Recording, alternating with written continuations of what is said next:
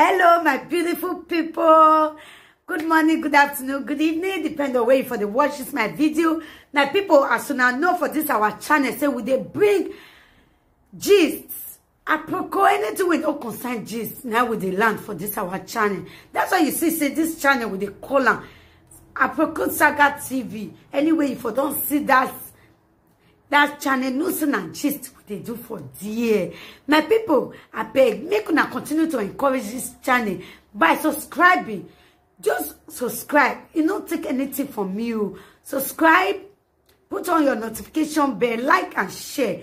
I will also appreciate all of you when they watch our video, when they share our video, when also they like this our video. We really do appreciate you all. Okay, guys, I will leave una make una watch this video. This is our latest gist. May I leave una make una watch am.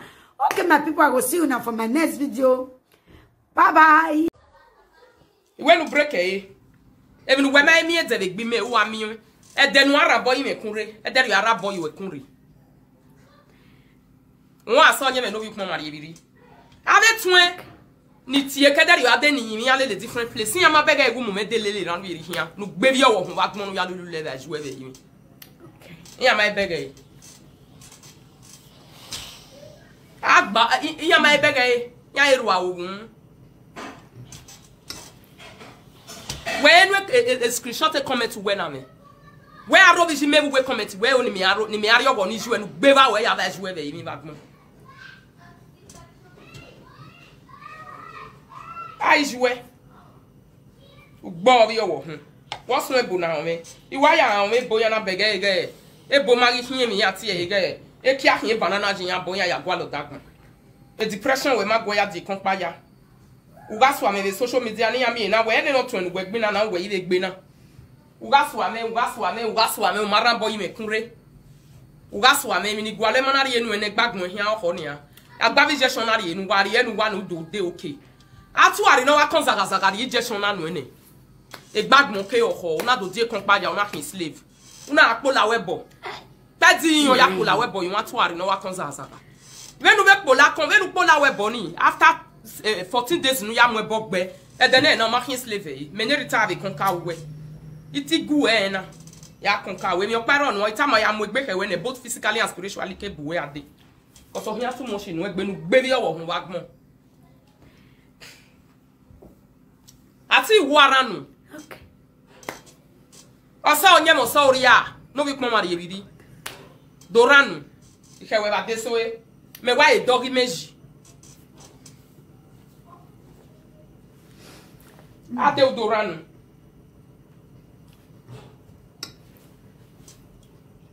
Doranu ike we o. Ege ade o giado bano nya gbebe ni gbe agima ya bi e fori. Koso pe enu ke u. Even no logo as the new way, the Bemana Goya, the Compaja, the Benam, my when we may respect in way. Then may respect to work that you have then when we may lay here. So do ya pay go your Nayak Birita. It big bag of my yoho, and soon was on your novi commodity. Abolaw it be. Never boy slow motion la wo wifun. No who are wagman. Abu wani bi akpo na wa de konpaya wa yezuzo atu are ka se mi amefen you egbe social media na mi efen mago egbe ya de konpaya right from time na ya gbo san san we dan be kini na gbo san san we dan do injection le ma we egbe ya we hin on today ege se nu aya le lodo osa onya no bi pon mari ebidi iwa we ga on mebo awon agban ni yan na bege we ege ya se kebo ahia gege bread ege ya we ropa iya ile le black man ya total you wa yan gwale kiano we gbe no gian lowo ni are wa wo hu e okay wa gwale go no manya my god okay wa gwale go no manya obebo go no makunwaji obe family ebo ege gi senia ukie de ukie osa hion mai mudia igbagbo mai oho we agwale wan we amu mede yobo where care anybody care to succeed make any me balance the gbuwe ya on ebe na bata but obuwe de adodoranu oso nye me no bi kuma mari bidi gege doran me ko we Ogi me wa be load there yo to shaka gbu ni gbe oko e. Azeno logo do pa di social media. Nge gbagmo mi na oko. Nyun bi ho e mi gbagmo. Me ma ro bi gwekete ri ade ni ya. We aso yo so re gbagmo wa egbe amuwe. Mi e ro bi we ni kwere ni ya. Ifun we ni ya fe do relax. Cause ma ete ro bi yo. Yete we ni gwa ahewe. Me na la diando ka me wo social media ni ya so wo bo we na we madam you wi me. Na we madam. Una we madam lele mo hu. Wa mu me lele ran mi ri hian. Na le egbo a wa gbon na gbin na gbo a. So yen me no wi pon mari ebidi.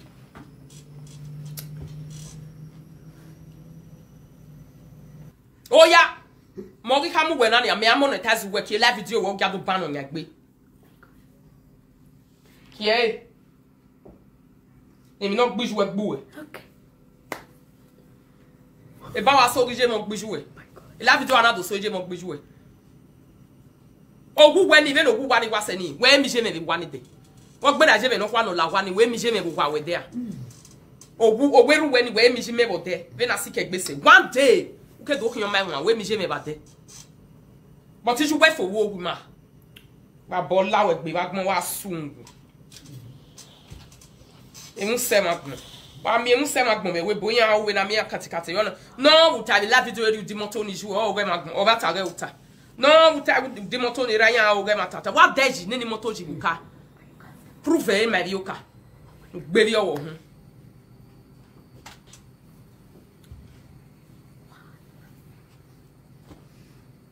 Emi nu gwa lo we gbe me ma emi wa mi o ne gbe agwe. Me ta mu we na we ya ban now ya disgwago awe fo ne be ne gbe agwe ya be wa hin wa re bebo.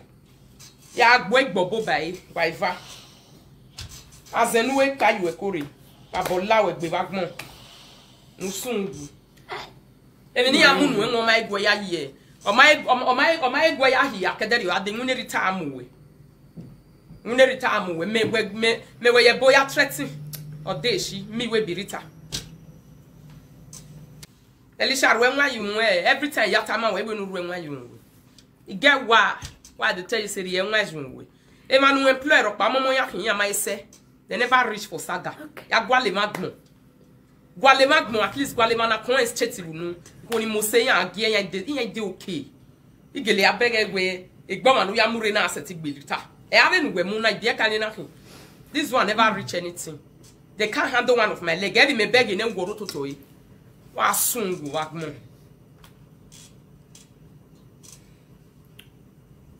Yo ge ya tori ahun avec be webu. Emitin ya nu jo be webo no yo ge ban e hia koa. Yo ge si problem yi re gbo li hin abo ali hin do. I me rai. I ne bi egbe. Ekie, I want okumat. Ni ya la social media run dale sa gen mo ko ma ge gbagmo wo re gbe oko mi. Runda wusi keme ma ge gbagmo we de gbe oko mi imara ama igbe to beg me rai nu onu do ta social media ni gbagmo mi na oko e me gi invite we na straight invitation iwe nu la dia no do tai when na tell straight invitation ide enu oye wo come out and say it because me to be me bombu la ki me ni aya gbo ai daje ni ah wallahi amana admit won we get retarding away Nine.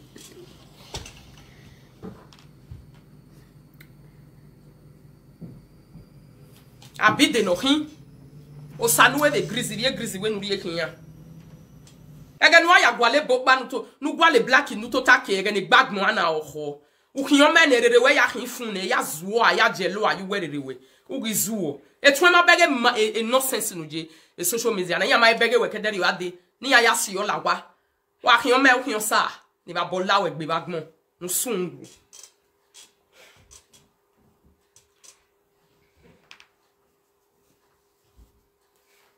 Okonoje esaki. Iduni ya beni duni bolose. Beni duni ti gbase dun kani. We mi okonoje saki your office de wo gbe da ye mi. We talk we ati mo ni jimeri of social media na gbegbu e. We mi o de okonoje sak. Ubi je be bege megi ubi ebo. Eje me na we nu do bi. Eje me la we ba ma wo hia do bege ubi ebo we. Ni merun don ni be do bi e. Ni gbovogbu e bagmo. Ute we condition hygiene na ya deport me ri hia aje hia for life. Igi yeti gure gbe ma ugbege me na gure gbe lawe bo na gbe pay gbe se na gbe yun duhun ina gbe mu wa yo to ina boy na ade social media do to we ma ya ri ube for flat wa boji de ke nu bene no waji wo gbera e too flat ne guego ne no gwe hu nu boy mi ati e wotubu. Bring your house out. It's say when Felicia. U like o malaka ya sun weekend.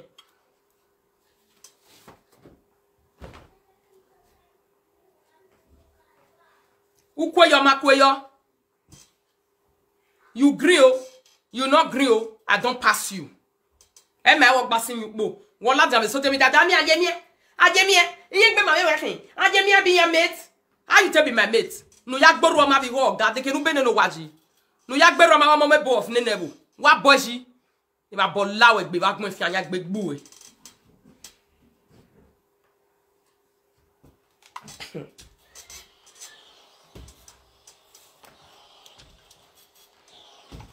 Wa bene no waji. Ni ya mo wala ja social media gbagbon ma we gbe oho wa employ different people from pillar to post ni ado gwe gberita. Ya igbu ene be gbe agwo ya bi hu bo we. Because money they respect. After I go out boy ke no na humbo na hin poppy. Una akpola we bone for 14 days. When ukpola we bo say ya ga we san we be de na na. Me ne reta we ado gbe social media. Me. Oye bu mama na ti reta ge no na onu ya ke na ye kere ge ni ayemi mo uhi. You don't even know what I'm capable of doing. Ya gwe ba jiwe le yimi. E ya gwe ba. E ge we ba da village we ya la dinonger. Ogun gwe ba gbon.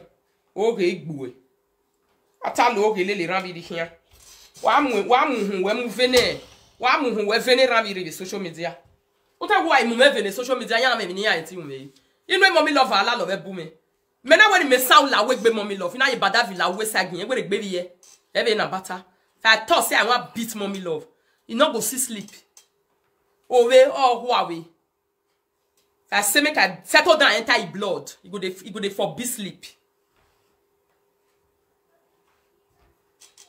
But still, my boy have a problem. Ya va even later. Come with big hole in and see I know me phone. I will meet her later. I'm not a no I employ the social media. Felicia no week mama riveri. You are learning, not day. Get used to reality. Reality what am I winner? Woman, get used to reality. Oh yeah, continue to carry me up and down and see whether you will feel raise one of my hand. O gele social media se mi ame you egbe e ya we hibi e wo wa mo se enu jeju egbe mo we nu hia kiko ma hia mo na hia kiko mo we nu hia kiko an so nya me no mo mari ibiri mo we nu hia kiko a nu we ke information mail at in that social media me ma e dudu vaga we one day ina amezi egbe ma egbu ede ya wa ranu o to iwa wo ya e pot nu wa gwo do gwo e woman agwo we Felicia wa bai we wa agwa buhun we wa bai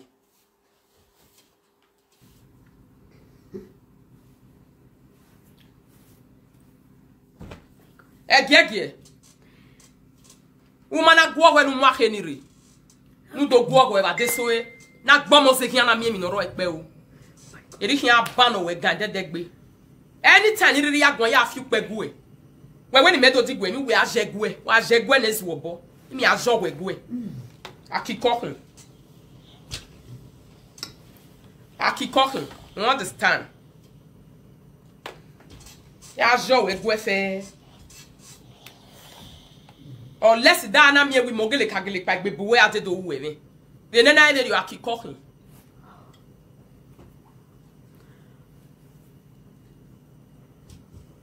U la ja do to o re social media.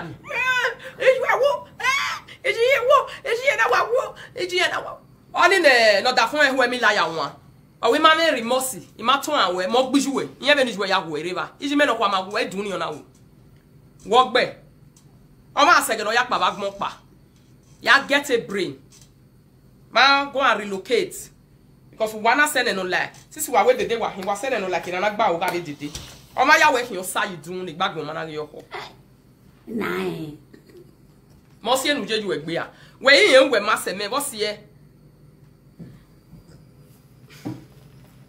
What's the we manage balance? Sisi we masse me. What's the gbagbo manage oho? Na ina miege ya fe ogun mu me dele le ran mi ri hian. Ne mi no gbiju egbu. Okay. Oho. Iye ko oho. O mi no logo we na. Iye ko oho. Oho e ma. O go oho ma. Oho e ma. O biere wo ge hian ma e wo ba ban o ge hian wo wegbe. Ama no ye saki no wina. Ojugbo. O wisugbe no jugbo. No wa wina. Ma mi sele wo bera one day. O po gbera de na give me we. Do aso we social media. Ma ka mi be social media gira ma ti te gwe mu de. Ye ti jwe mo mi go lo li du hian no ya fie po agba. Wa bo mu wa o be re mu won me.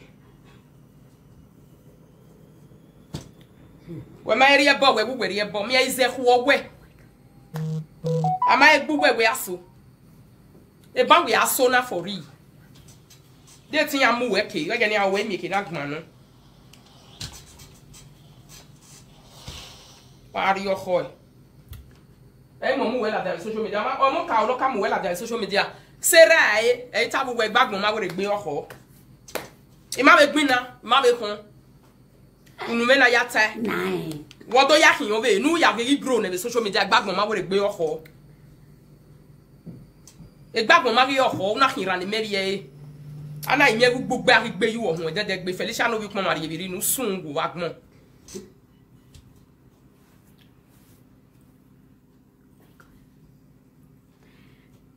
How na dey my people?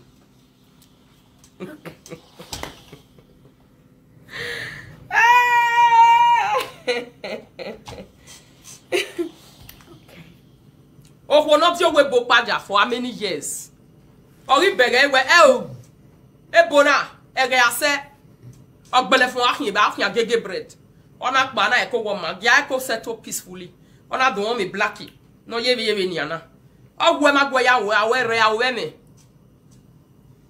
magwe ya pa ona zin egbe yu wa gege bread na arriba ma ti tegbe mu ege gi sere bo eke bo yin na we e ba wa dojo papa yo megbe nkiza wo wa gmo me ma egbuwe mi a igbuwe ou la plateforme ki igbuwe yu plateforme mi ne saga we ke bie ku seke ni meje we no me no you we grow with social media. You know how many mad people you go meet? You just say I be small picking for social media. And social media I open icon. It ran we vary. Mami mi a ojun re.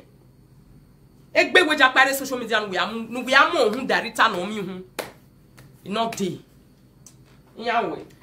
When wa so ni ebono iswe lebo mi amwe bijime da we ben igbu eto hio emi no bijwe gege gbu yagbon abo la we gbe bagbon sungu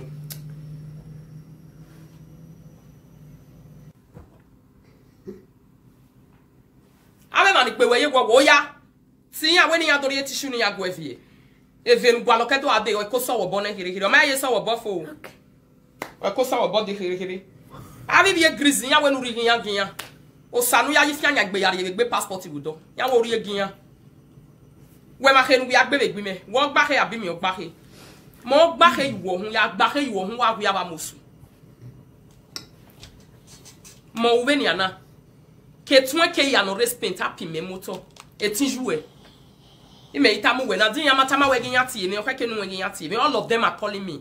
They are on their knees every day. Ya bege mi nu me social media. Ya digwe de gberun dawe. La gogoje, la gogorita. Tiya. Etinju any respect. Igwe ya gberun bugwe every day. Ni solo we wa be na go sonpon. Ni esi we loro. Ima oni be na pinwe motor era pinme motor. Oya, enter saga. Ki me ku we no kyo ka ki loko we gbe saga na bege. Oya la saga Felicia no wik mama ribiri. Ike we gbe saga mu mitan abagmo.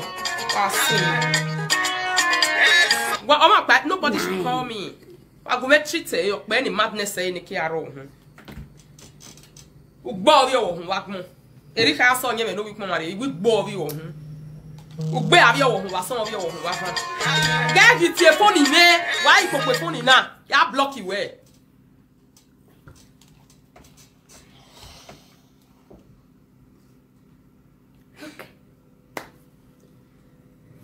He shook. Oh my God. Call mama, tell her me not call me say I did love you. Erita we ado gbe we na mo bomo we. Eru obo we keke ebo. Wa ya gberita wa kesun.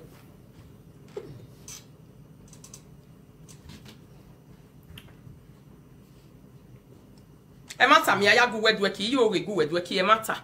Be no waje so that e mi ne gbima ya fa mu dia kemi. E mi ne gbima. E ya mu dia kemi ya gu oho. Because ya beg be no ya la me gbe we I wo ma be rio. Ime sweni ime gbina nu we. Ina zenu nu we no ma ba desi bae. We na ade we na le ye kokko we nu we gbime. E mi ne gbe ni ya su wo hun wo to ke no like no rane. Ba bola we gbe. Atwari no vie to polo lo we no ri ewe fo. O we to we ati mu Monica unda me.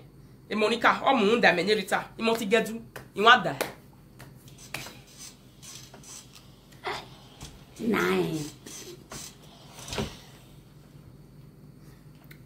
When I went in this Agania, let's see. Oh, ya come a sagari toto. I do saga many are even what be. When you make bake, and make bake away. Of you come and you want with bake away for re. A be I move for never have a sou. Wa do do go ake nu wa go. Nko me do ban o me nyawe. O hi me ogbe da wan je ayata. Mo irita ya we ri ye for more than 10 years. Because he massacre we. Why is it so? He come yan ya fien tissue nu enu ya kan ya wo a. Unless he make am well like social media. They will come with me like social media.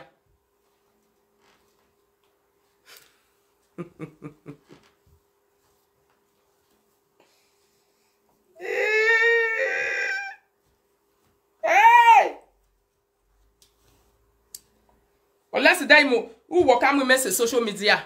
If mo come where dey social media phone one na ti gbe me. O say onye me no wi kuma mari ibiri. Wọ́n mú word remove we aso ni me social media ayemie. Aso onye me no wi kuma mari ibiri nu mi tan. Wa hoho wa wagbon. Wa sungu. E de be fi o ma ye gbo kieke. Emi na gbo eba many years ago. Emi me ye be gbo eba na. Me ma we na so we ira we na say ai. Ina wo sike na gbe. But the na now we je me wa ya fi on the social media no gbe bi o ho wagbon. Emi no gbiju we gbo we.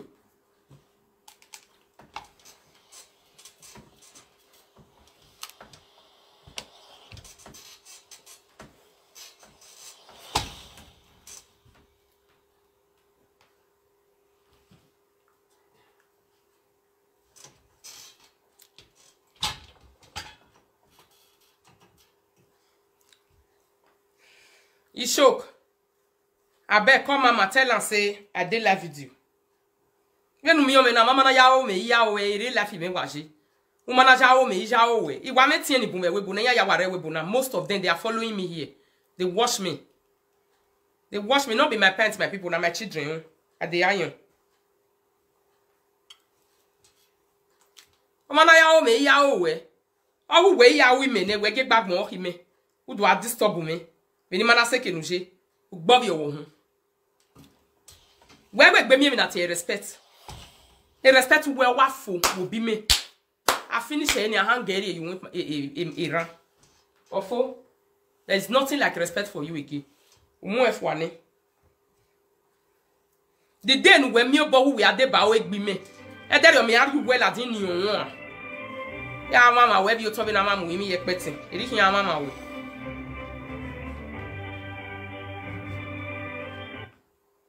Hello. Hello. Only them will pick out. You are sitting out. I dey hear you.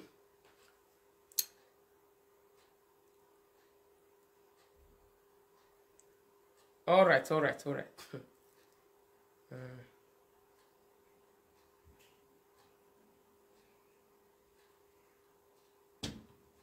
Secretary video no when you send it go away. Or when you fear from 5 minutes 6 seconds. Fear no hear you save, no hear you wear. Fear no hear you wear group chat. Wa file ya yeva. Eme se doe. E can wala berita na wa na etin gbe oja. Me dey wait for una. House na wa content beat Rita. Let's see. Inu ne we ala love bu me. On what we make it.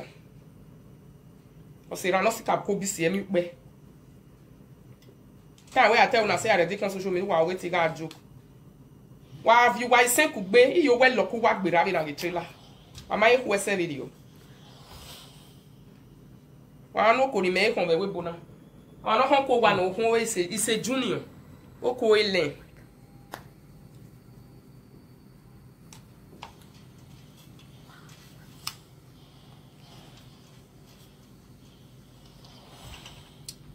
Igbe magi yoko wa e yo ere ne seri pa bu social media ikpro uze mu rita ne ya kila se bo gia so ya mai time kin ala lo sebo una we no mu bie ave ya ni mai hu e phone ni social media ni mai ti gbondunu ya e ma ni mai ti gbondunu ya be social media o kin ye ti do gbe rita no we obi kuma mari ebiri take your time. Wakari ni yeri many have social media. Eba me ko bu we dey na ni do know we one after the other. Me might know we then ya. Have I asked you before? Hello. Hello. AJ Gbemu. Why? What's the one I expecting no one? Gunwe. Respect of Gbelu wa bi to wa zuwo. Na bo lawa gbe. Imame patient say when we get no bana. No bi pon ari e bi keri e melele ramire. Do you know we respect your boy usual wa? Respect of Beluwa. Oh, le Felicia wa ye kedere ada wa ma se wa ma bege. Oh, me ma nagmo. Le Felicia mu le ramire yen ijo bi me.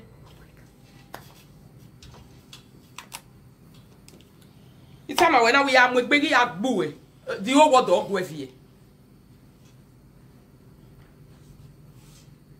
Now the whole world now go follow you cry. Ya agbo ya gbe man gire bayi. O se gbagbo ma ri yo ho. Ya ranu, ya agbo ga he. Ta he mi nu enu agbo go na. We do go go ni I met you. Where this is straight invitation for go go. Nu we ga da he nu we mu yin keke be ni me mu yin no polo se be fa. But they will tell you. Eve na bata, egbe atamu we.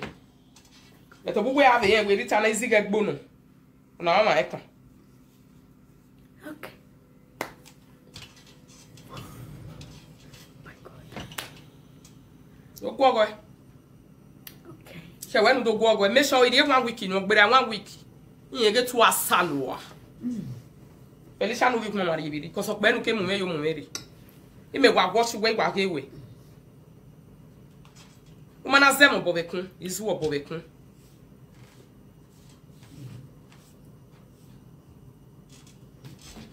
Wa vie fone la video no gume do analyze video we.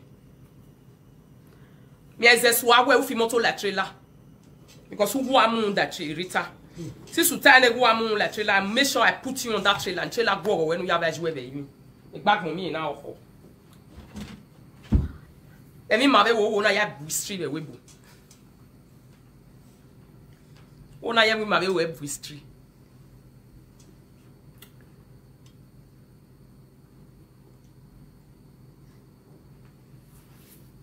History ya mi ma be we bu. Then I yo wa ba to ari bu history here na. Nine. Be go wa ba ti atu ari yo history. O ma be we history. O ma be we a history ne u melo. Ege nu die kon pa ya mi no lo ho ni ye ri lo ho azen no popo eni di popo e. E ko we no kutukutu. O do die kon pa ya ri kutukutu. E ma ni tie we ni bo we ya we no do gberita no do gberita. Ege ni egbe ya do settle down. Why ya fe dey okay? Cause why so ka kam when I be dey so. Ogun wa hin. Amana mogun la dia na gbe ma ton you wa una say back where you why quality respect. All right? Okay.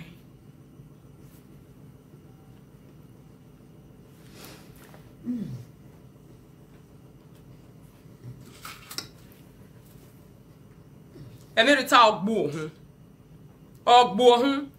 ogbenu mu na no my who call no come again I'll block you Ogbenu mu na no ma ehue.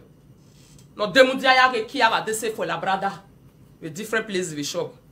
Only no was a here all demu dia ke kigu guy. A red a yellow, a blue, a enemy. Oh, we no do gbirita. Ah, we never bath. Okay, so na irita na gbi.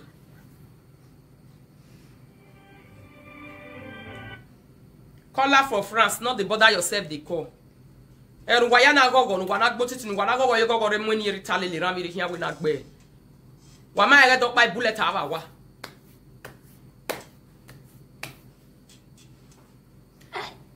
Nice. Itama wenia. I'm not giving you a straight invitation to saga. Ko we gwale kenu ala la o ma mi eje o tete gu egun ma. E mama jo egu egun ma. Oya. Obi ko ma re biri. You ko no me la. You ko we biri no me la da. Ndo we saga. Come and fight. Okay, we need your talk. The social media need them to be me have analyze it. Can never target tamia. Can no give je we tamia. You can me a wo gbo we asun.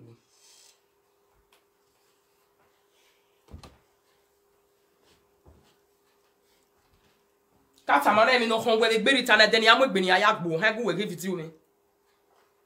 O han go we ge, o hin ata me we ya go me ge gwala o. Wọ́n máa gún mi gẹ̀ẹ́.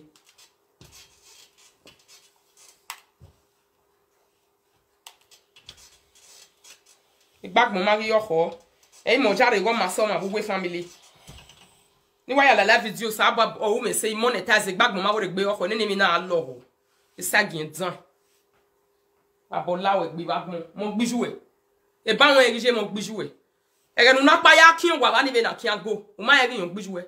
Ìbáwọn ẹ̀rí yàn gbíjú náà yà una ya gwa lo terita nya release ene ya wogije ogi ye ti travel ma ye ti travel ma yin yon gbijuwe e ban be ge yon gbijuwe ni no gbijuwe gbo e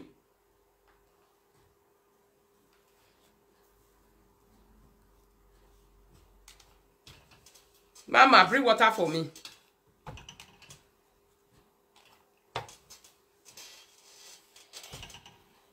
e Facebook na je do ba we Facebook nu kezuwo nuke zuo be Facebook ne do ba we nwenu kpo no hin ne na to ari man ye mi na te yigo no wa kan zazaga you never even know where to be money never touch am one day nuke are Facebook na kiza ma ti mwe magmo we mu de bege Facebook ho erita ran wa o ne ban bege e gari go we Facebook o wi se gba ma no sike we ne ban wu we ije me ari go we Facebook o so onye me no wi pon mari ebiri nu sungu wagmo awe bi yan o na pole bona to ari okay no ebo we set igbe me we hin do gbe okay me egege no I finish you have a discuss e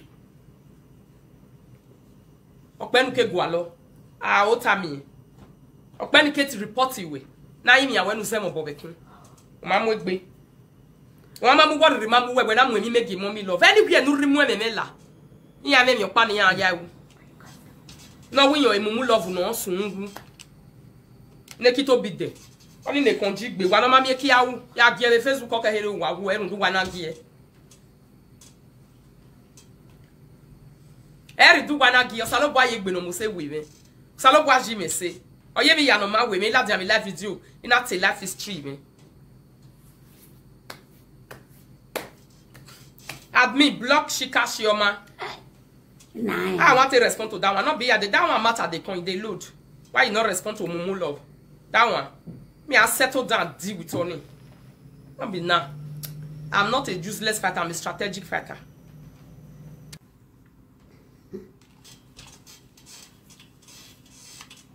Anybody will buy my market for Felicia and go suffer, both physically and spiritually. Okay. Have a discussion. Oh, what suffer for real?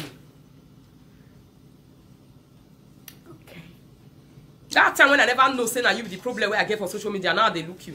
Now when I don't know, you go pay.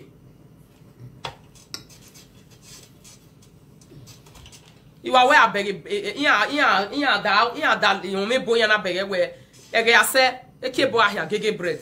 Iya ife ko manipulate be ni ya we life yan. Iya dole dag me yanji.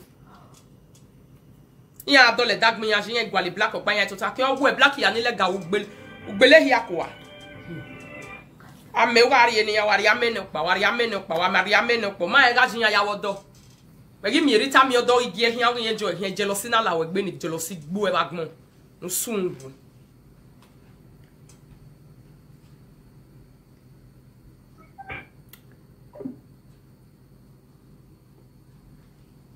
we mi rita mi odo we na iga gbovu gbu e ba wa gbovu rita again na adole magbon meji ni na je deportation ina wo de gbe sun again right from square one. I started my life from square one, factory setting e ke sun magbon me factory setting isun from square one. Ina wo de gbe do etin mu dia 7 de na u be go gie wo no mo wo gie me u we run do gie me wo asungu la mo ti get what you all do to.